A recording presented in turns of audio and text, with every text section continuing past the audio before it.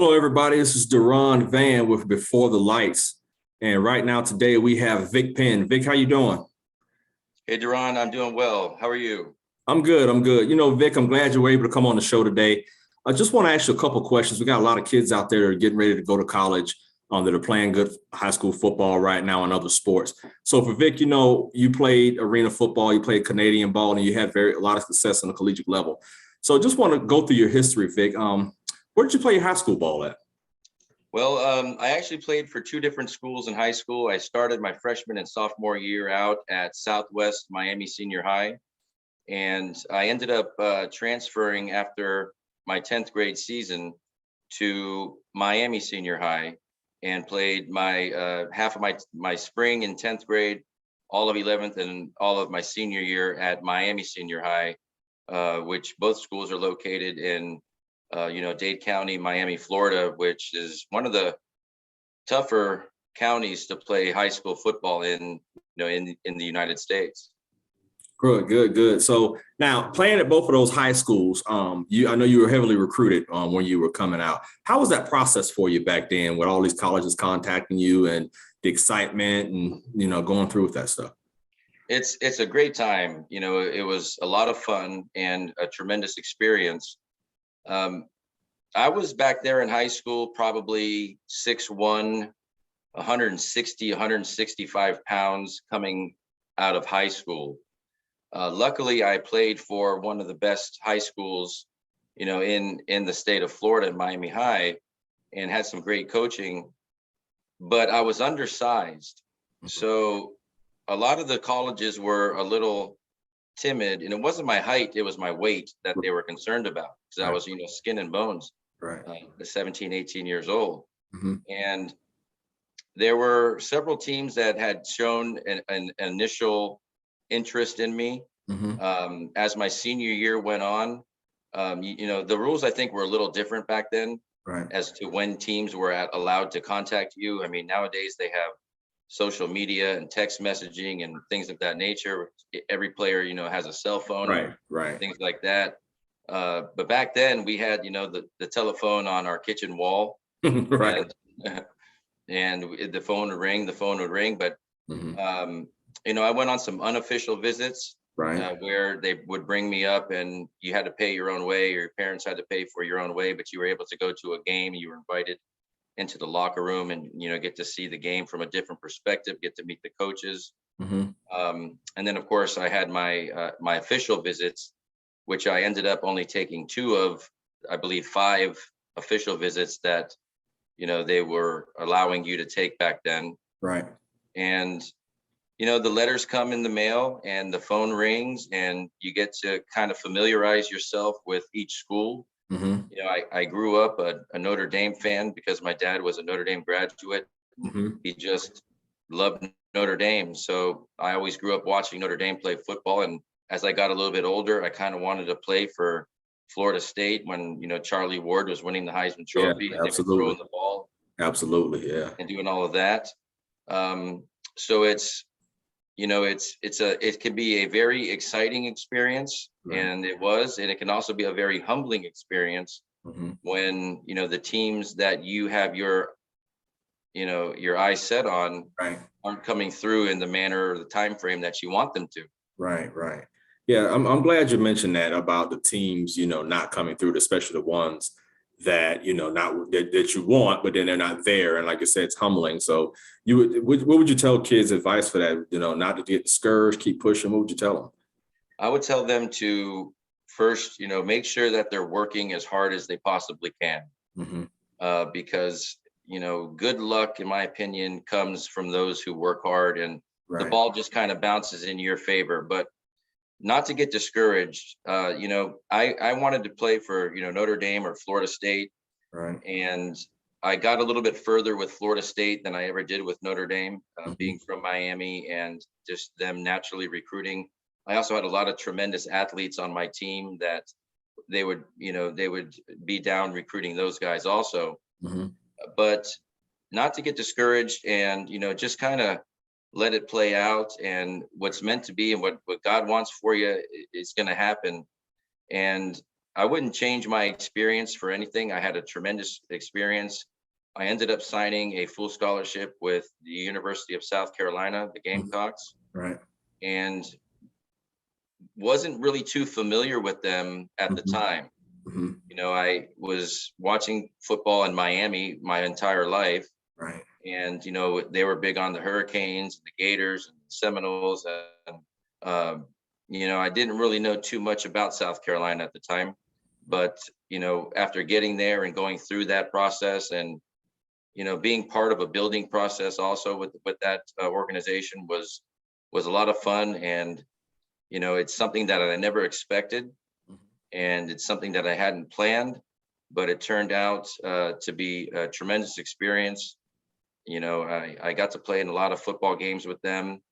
You know, I got the 1997 All SEC Freshman Quarterback of the Year award, Oh, wow. Okay. and which I never even fathomed that I would be even within consideration.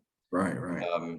The coaching that I had was absolutely tremendous at South Carolina. And I never really knew this, you know, during the recruiting process. And I remember being a little frustrated, and just getting irritated here and there that the teams that I wanted to play for weren't calling. Um, and Purdue was another one that came down to watch me. I took a trip to the University of Connecticut and to the University of South Carolina. And Clemson was another, Cincinnati was one, and a few others. But choosing South Carolina was a great choice, in my opinion. And I met a lot of phenomenal players, got some tremendous coaching, and it worked out, and got to play in a lot of great games. And again, in the schooling at South Carolina turned out to be, one of the top schools in the nation. And so from that perspective, it was a great choice. And to the kids out there, just don't get discouraged, and make sure you're working hard. Make sure you're doing all the things necessary to prepare yourselves for the college level, and to not give up. Play with your heart, and just like you play on the field, you got to take the recruiting process kind of very similar. We ended up making a highlight tape, and we changed it up a little bit because we wanted it to be different than your normal highlight tape. I was always not known for, but I was always considered to have a quick release. Right.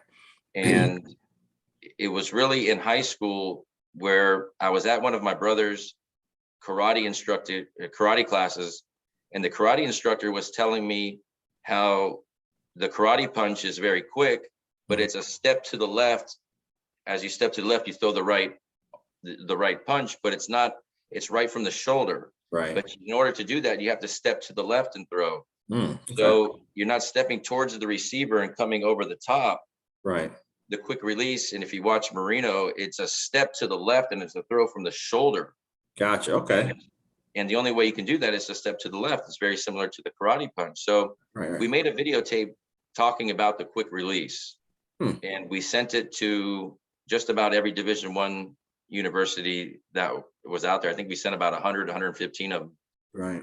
And just to play the numbers game, because at the end of the day, it's all marketing. Right. You have to be known. You have to get your name in front of the right people. They have to know who you are, and they have to follow you.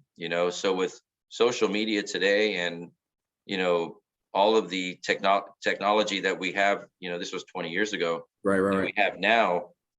If you're a parent of a kid, make sure that you're filming all games. If the team isn't doing it for you, then make sure you have film of all of your games, and come up with something creative that will kind of separate you and get them to look at that, highlight tape versus all of the other highlight tapes that they have that they can choose from. Contact magazines, do press releases.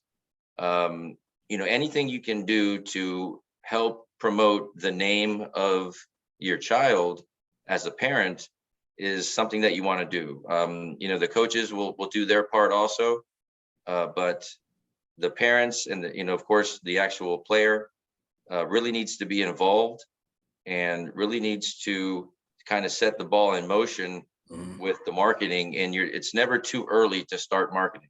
Right, right. And letting people know who this player is, what position, height and weight, 40-yard dash time, and highlight, weekly, daily, however, as often as you'd like, to get your name out for the player, so that they can become known by, news stations and magazines and, newspapers and all those sorts of different types of media, so that they can get their name out there, and they, that, drastically increases their chances of getting known, getting looked at, and ending up with, a scholarship.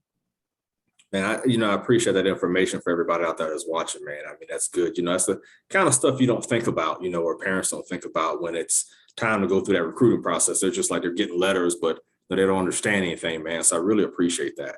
Yeah. Now, you spent some time in South Carolina, and then from there, you ended up at UCF, like you mentioned earlier. Now, and this was before the transfer portal, if I'm correct, right? So So how was that experience for you, and how did you end up from South Carolina to UCF? Okay. Well, when I left South Carolina, I was released from my scholarship. They didn't put up a fight. We approached them and let them know that we didn't think it was going to work out here. We had coaching changes and, things like that. Right, right. So they did release me from my scholarship. But back then, if you transfer from a Division I school to another Division I school, you have to sit out a year. You don't get to play that year. Right. That was the rule back then. I'm not sure if it's the same rule now. Right. So I decided to look at some schools, and I had some really good games against the Gators, right? Tennessee and Clemson, and of course, got that award at the end. And I got a call from a man by the name of Coach Jim Gush, who was a head coach at a junior college in Garden City, Kansas, and it's the Garden City Community College Bronc-Busters, one of the better junior colleges in the nation. And he said, listen, instead of going to another university and practicing with them all year and sitting out that year, why don't you come to junior college and play for me for a year? And during that year, you get to keep your skills sharp. You get to play in another, 11, 12 games. And you get to go through the recruiting process again, just like you were coming out of high school. Right. You get to take your 5 visits. You get to get the letters again. All that stuff starts over again. So I've really been through the recruiting process twice, in my career. But when UCF called me, and it was Coach Scott Fountain who gave me a call from UCF and started talking with me and eventually offered me a scholarship. Being in Kansas for that long of a time period at that young of an age, right? And having UCF was maybe 4 or 5 years coming into Division I football. That's right. They were brand new back then. Yeah, they were fairly new, right? And Dante Culpepper had been their quarterback for 4 straight seasons. Right. So they really didn't have anybody there that was going to, step in and fill his shoes. So they asked me to kind of, do that. And again, coming back to Orlando, Florida was important also, being from Miami. And I think we opened up with Purdue, Florida, Georgia Tech, Georgia. Then we had Auburn, Louisiana Tech, Bowling Green. We had a really big schedule. Oh, yeah, it is a big schedule. Yeah. So I knew I was going to be playing a lot of big games. Right. And it just kind of made sense. And that was the only school really that I entertained, because I knew in my heart that that's where I wanted to be. Right. And as soon as they offered the scholarship, I accepted, and I just kind of pushed everything else to the side and focused on UCF from that point on. Gotcha. Now, how many years did you start up at UCF? I started at UCF for 2 seasons. Okay. And actually in 1999, I finished 12th in the nation in total offense. Oh, wow. And there's a lot of great names on that list: Drew Brees, Tom Brady, and a few others. Michael Vick, I think, is on that list. Mm-hmm. And the benefit of UCF was that I was able to be coached by, in my opinion, one of the greatest college minds, or really football minds, offensive minds that, was in the game at that time. And his name was Coach Mike Kruzak. He Mm-hmm. was, a Pittsburgh Steeler for many years. He was Terry Bradshaw's backup. Mm-hmm. As a Steeler, has 2 Super Bowl rings. Right. And he just taught me the game differently than I had ever been taught before. And it really opened my eyes to the game of football. And I remember telling him, I said, Coach, if I'd have known this stuff when I was at South Carolina, man, what a difference it would have made for me. And to this day, I'm very thankful that I did choose UCF because of, that main reason, to be able to play for him and learn from him. Mm-hmm. Because I had never been taught the way that he taught it. Right. And, in 12, 15 years of football, right. Prior to, joining UCF. Right. So I did play 2 seasons there, and then of course went on to the Canadian League and Arena Football Leagues. Okay. But that's kind of how it went. So what's up? So now when you're coming out of UCF, right, you mentioned you were Canadian and Arena. How was that? Did you get any looks from the NFL, or was it straight to Canada for you, or how did that work out for you? It's a funny story. I was introduced to a sports agent, and I was told to give him a call, and I gave him a call, and I introduced myself to him. Mm-hmm. And he said, Vic Penn, let me call you back in 5 minutes. And he called me back in about 2.5 minutes, and he said, Vic Penn, you're not an NFL quarterback. And he hung up. You serious? Yes. God. And, I was 175 pounds as a senior, right? Coming out of high school. Coming out of college. Okay. And it wasn't my height; it was my weight. They simply didn't think I could take enough hits throughout a season, right, to be able to, keep my body intact to be able to play the game. Mm-hmm. And they're probably right. I mean, I was 175 pounds, and these guys are just—it's a big man game out there for the most part. Not saying that the smaller guy can't make it, in the NFL, but it was a extremely competitive situation. So I ended up getting, I guess, recruited or looked at by a few Canadian football teams, and I ended up signing a contract with the defending Grey Cup champion BC Lions. Right. Yep, I've heard of them. Yeah. Yep, and they had just won the Grey Cup the year prior, mm-hmm. and they came down to Orlando and they gave me a tryout, mm-hmm. and I ended up signing with them, mm-hmm. and then was able to learn and play under Damon Allen, who is Marcus Allen's little brother. Oh, okay. Wow. Who was their starting quarterback, and I believe he was in his early 40s at the time. Really? So he had been in the league 15, 16, 17 years or something like that. Right. And he was the starting quarterback, and he was going to be their starting quarterback.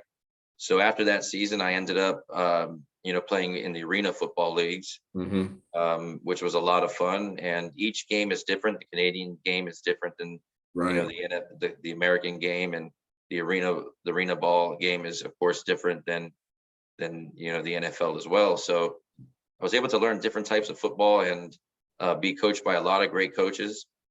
So it all worked out. And, the main thing is to do your best where you're at. Right. If you're not happy with where you're at, don't let it show. You want to make sure that you're giving your best 100% of the time, wherever you may be at the time. Mm-hmm. And if you operate that way, then it will always get better for you, and you'll always be moving forward and improving your career also. Hey, I appreciate that, Vic, man. That's great information, brother. I know I personally had the opportunity to actually play under you when I was playing semi-pro ball back in Florida.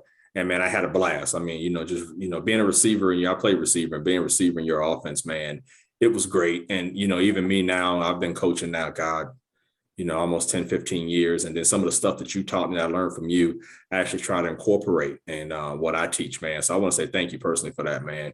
You're welcome. I got a lot of great information for you. I still reach out to you now, when I have a question. And that leads me into now, right now, you're running a business now called Vic's QB Virtual. Is it, what is the name of it again? I'm sorry. It's virtual QB training. Right. And Virtual QB I had been out of football. I'm a financial advisor, and I had been out of football for many years. And the main reason for that is it's very time consuming, and to have, at certain levels. And when you have a family, and you have, to provide for that family, sometimes you don't get to do what your passion is, and you have to, earn the money to help. So I became a financial advisor. And when the COVID lockdown in 2020 started, I was standing in line at a gas station, and I heard the lady clerk that was behind the counter tell the other clerk that she had to go to a doctor's appointment later that day, but the doctor was going to conduct the exam virtually over something like this. Right.